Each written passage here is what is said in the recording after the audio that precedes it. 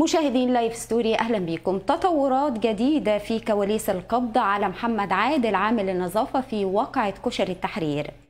فيا ترى ليه الأمن أفرج عنه وإيه سر القضايا اللي وراه؟ تعالوا نشوف.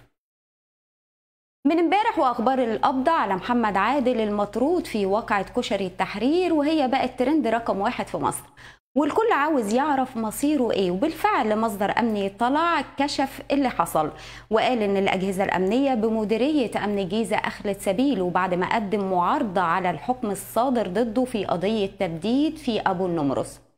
وحسب المصدر عامل النظافة اتقبض عليه أثناء مروره بأحد الأكمنة، ولما الأمن كشف على صحيفته الجنائية لقوه مطلوب في قضية تبديد في أبو النمرس بعد صدور حكم غيابي غير نهائي ضده.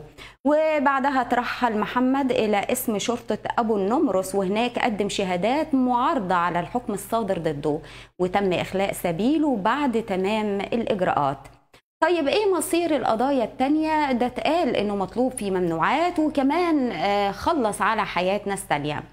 المصدر قال ان عامل النظافة سبق فعلا اتهامه في قضية انهاء حياة شخص تاني عن طريق الخطأ، لكن القضية انتهت بحصوله على حكم بالبراءة، ودلوقتي مش مطلوب على ذمة اي قضية تانية.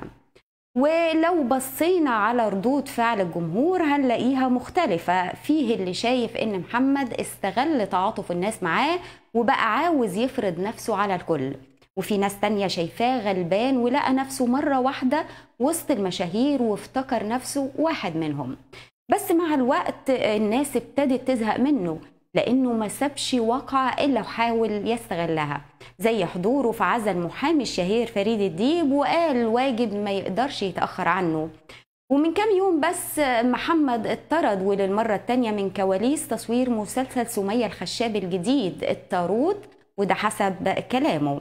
لكن مخرج المسلسل طلع نفى الكلام ده وقال إن محمد فرض نفسه على طاقم التصوير، ولما الناس اتضايقت منه طلع قال إنه اتطرد، وكأن الطرد أصبح سبوبة ليه علشان يفضل راكب الترند. وفي وسط كل ده احنا في انتظار أغنية جديدة لعامل النظافة هيعدي بيها حمو بيكا. ما هو ابن شعبان عبد الرحيم دخل نفسه في الترند هو كمان، وقال انه هيعمل أغنية جديدة لمحمد عامل النظافة بالتعاون مع صاحب ترند انتش واجري. وفي وسط كل ده كمان متابعين السوشيال ميديا ما بقاش وراهم غير التريقة على كل خبر جديد بخصوص محمد عامل النظافة، لدرجة ان شيرين لما اعلنت رجوعها لحسام حبيب الناس قالت ان كاتب الكتاب كان ناقصه محمد يشهد على العقد. وكمان ناس كتيرة اتريقت على واقعة القبض عليه، وقالت مش بعيد يطلع يقول طردوني من الاسم كمان.